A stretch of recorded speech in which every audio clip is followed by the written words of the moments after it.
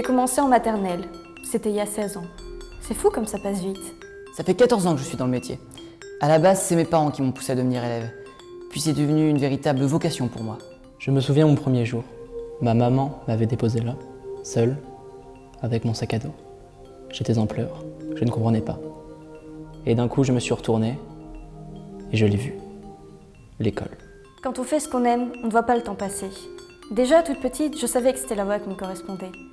Je pourrais pas l'expliquer, je le savais, c'est tout. C'est vrai que au début, je n'avais pas du tout choisi ce cursus.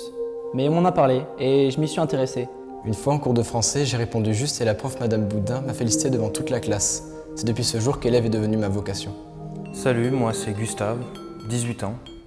J'ai redoublé 3 fois ma troisième et mon but dans la vie c'est de rester au collège. Ce qui me plaît vraiment, c'est le calme. Les soirées passées à mon bureau dans le noir, à distinguer les formes délicates de mes cahiers, sans pourtant les voir réellement. C'est un lien très fort qui se crée.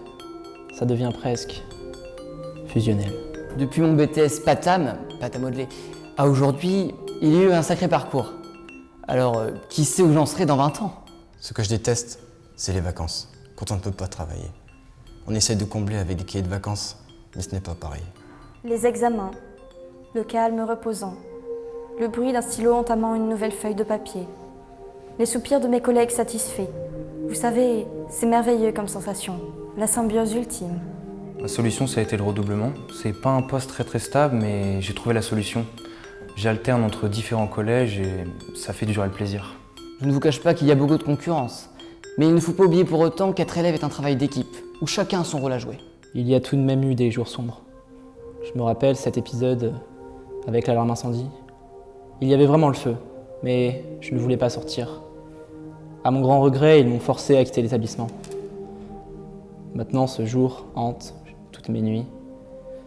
Désolé, coupez la caméra. L'université, ces bibliothèques majestueuses, entourées par mes amis les livres, humer les odeurs sensuelles et suaves des nouveaux ouvrages.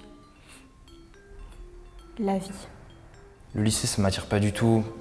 Plus de poissons d'avril, pas de mardi gras, et surtout plus de parties de cache-cache. Je vois pas l'intérêt. Je ne peux que conseiller à tous ceux qui aimeraient se lancer dans le métier de s'accrocher à leurs rêves et de toujours repousser l'ignorance. Un conseil pour tous ceux qui voudraient faire comme moi, prends ton temps, y a pas le feu.